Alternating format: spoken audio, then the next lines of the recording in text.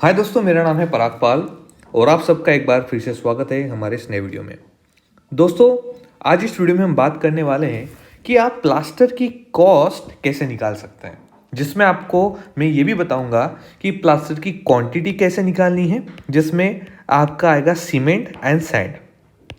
ठीक है, तो ये वीडियो काफ़ी इंपॉर्टेंट है। आप इसको स्टेप बाय स्टेप देखें, तभी आपको प्रॉपर तरीके से ये समझ में आएगा। ठीक है, जैसे आप सब लोग जानते हैं, जब हम साइट पे काम करते हैं तो हमें क्विक कैलकुलेशंस करने होते हैं और ये वीडियो आपको उन्हीं चीज़ों में काफ़ी हेल्प करेगा।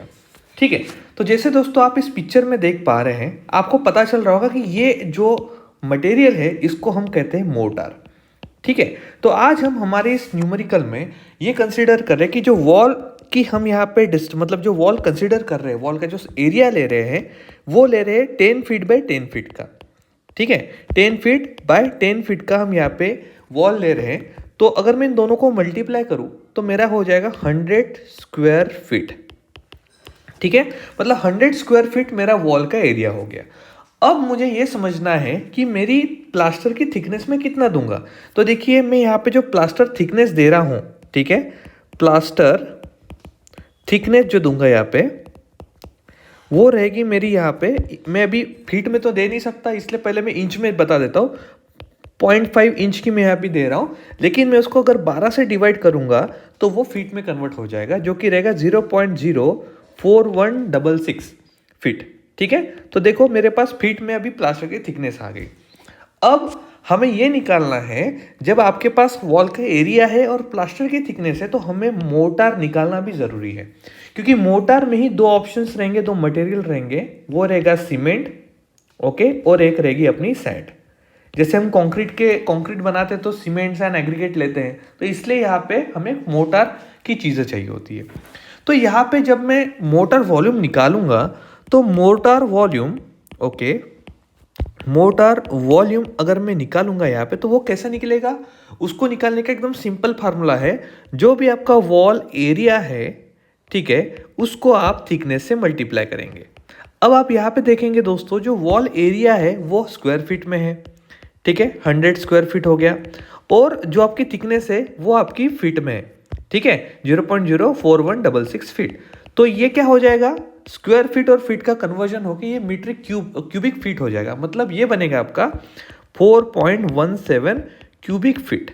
ये ध्यान में रखना है दोस्तों, ये यूनिट कन्वर्जन बहुत ज़रूरी होता है, क्योंकि इससे ही आपकी क्वांटिटी सही तरीके से निकल पाती है। अभी मैं आप सबको बताना चाहता हूँ, हर कंस्ट्रक्शन में थोड़ा ना थोड़ा वेस्टेज होता है। ठीक है, तो मैं यहाँ पे एक मान के चलता हूँ कि भाई 5% मेरा होगा यहाँ पे वेस्टेज। ठीक है, तो 5% ऑफ वेस्टेज इन प्लास्टर, तो क्या होगा, जितने भी मेरी क्वांटिटी निकली है इसका मैं 5% वेस्टेज मान के चलता हूँ। तो वो कैसा हो जाएगा, 4.17 इंटू 5%। ठीक है, तो अगर ये 4.175% हो रहा है तो टोटल मैं इसको ऐसा नहीं करूंगा। आपको क्या करना है, इसको मोर्टार वॉल्यूम इंक्लूडिंग वेस्टेज निकालना है। तो इसको मैं हटाऊंगा और मैं इस तरीके से लिखूंगा, mortar volume, okay, mortar volume including, okay, including 5% of waste. तो क्या हो जाएगा, इक्वल्स टू 4.17 प्लस 4.17 इंटू 5%। तो ये कितना हो जाएगा, ये हो जाएगा आपका 4.38 क्यूबिक फीट। ठीक है, समझ में आ गया, मतलब 4.38 क्यूबिक फीट ये आपका हो गया कैलकुलेशन। अब मुझे ये भी निकालना है, अब आगे का कैलकुलेशन मुझे पूरा मीटर में करना है। तो यहाँ पे एक चीज, एक बेसिक कंसेप्ट आप ध्यान में रखो, 1 मीटर क्यूब जो होता है, या 1 मीटर क्यूब को आप कहेंगे तो वो होता है 35.314 क्यूबिक फीट। तो हमारे पास सारा डेटा क्यूबिक फीट में है। तो अब इस क्यूबिक फीट को हम क्या करेंगे, कन्वर्ट करेंगे किसमें, हमारे नॉर्मल कैलकुलेशंस में। ठीक है, तो नॉर्मल कैलकुलेशंस में अगर मैं कन्वर्ट करूंगा तो इसका आंसर मेरे पास कुछ और ही आएगा। ठीक है, तो इसलिए अभी मैं क्या करूंगा, यहाँ पे पहले निकालूंगा। ठीक है, mortar volume, okay, mortar volume in metre cube.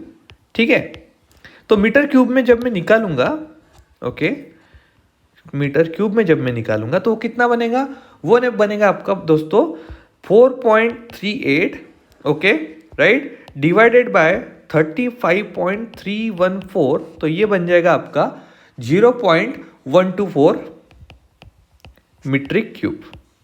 ठीक है, अब ये बनने के बाद मुझे ड्राई वॉल्यूम निकालना पड़ेगा। अभी हमारी नॉर्मल प्रोसेस हम करेंगे, अभी हम निकालेंगे ड्राई वॉल्यूम।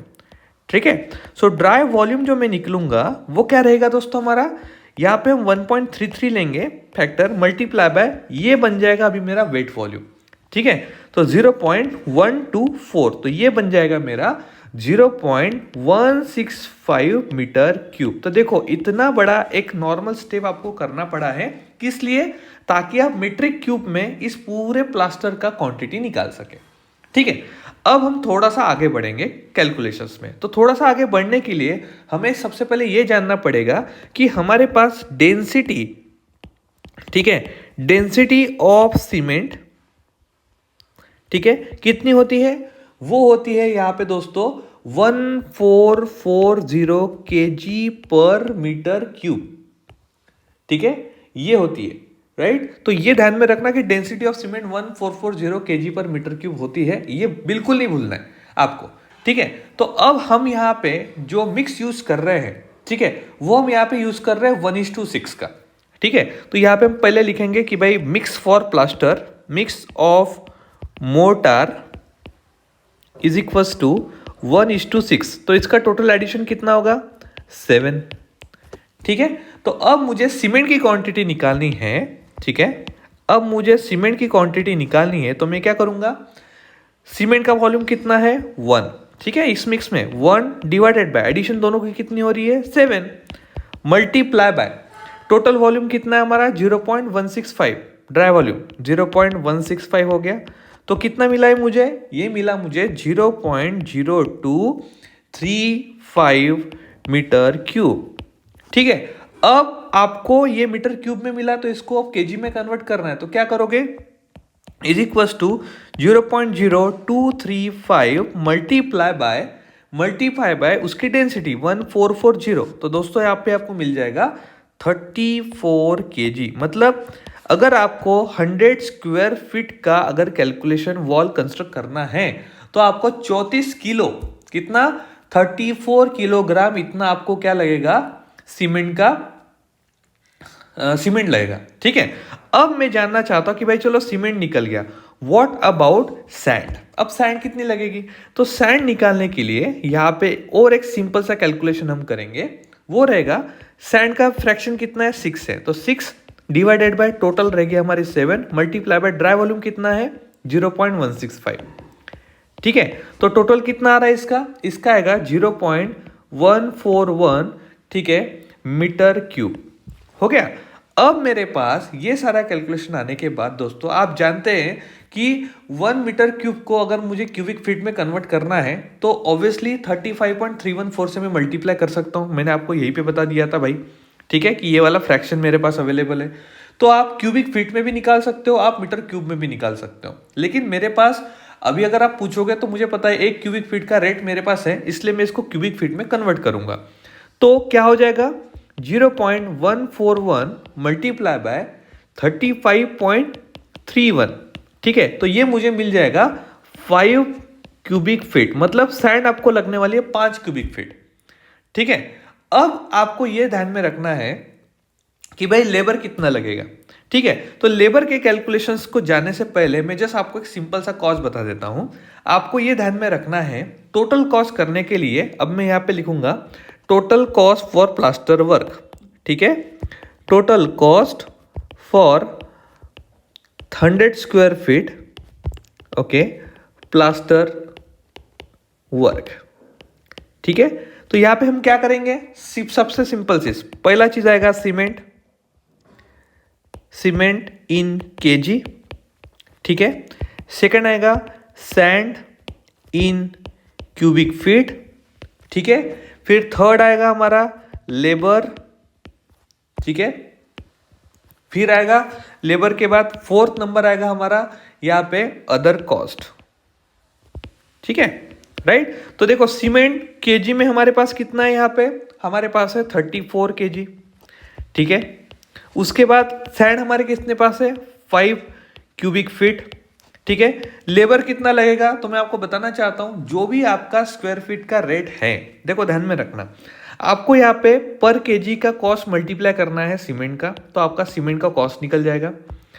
यहाँ पे 1 क्यूबिक फीट की सैंड की रेट आपको मल्टीप्लाई करना है, तो टोटल सैंड की कॉस्ट निकल जाएगी, ठीक है।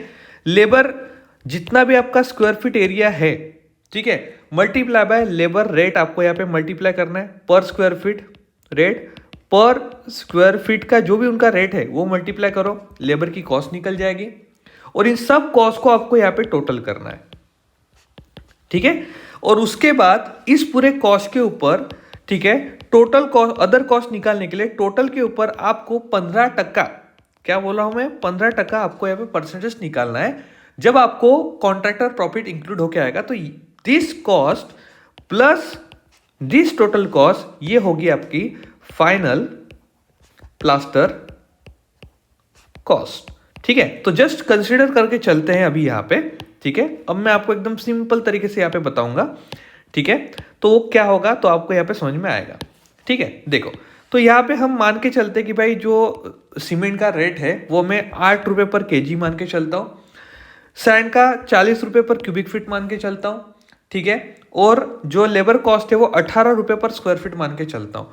तो उस हिसाब से सीमेंट की कॉस्ट बनेगी 272, ठीक है, रुपीज। सैंड की बनेगी आपकी 200 रुपीज, लेबर की बनेगी 1800, ठीक है, रुपीज, और टोटल इसकी करते हैं तो ये बन जाएगा 2272, ठीक है। अब इस 2272 के ऊपर मैं क्या करूंगा, 15% लगाऊंगा, तो मुझे कितना मिलेगा यहाँ पे मिलेगा 340.8, जो रहेगा मेरा कॉन्ट्रैक्टर का प्रॉफिट। तो total cost for plaster work, ठीक है, इज इक्वल्स टू कितनी आएगी दोस्तों, ये आएगी आपकी 2272 प्लस 340.8, मतलब ये बनेगी आपकी करीब करीब 2613 रुपीज, ठीक है। तो इस तरीके से दोस्तों आप आसानी से प्लास्टर वर्क का कैलकुलेशन कर सकते हो, और आशा करता हूं ये थोड़ा लेंदी वीडियो था लेकिन आपको समझ में आया होगा, ठीक है। तो hope you like this video, have a nice day, bye bye.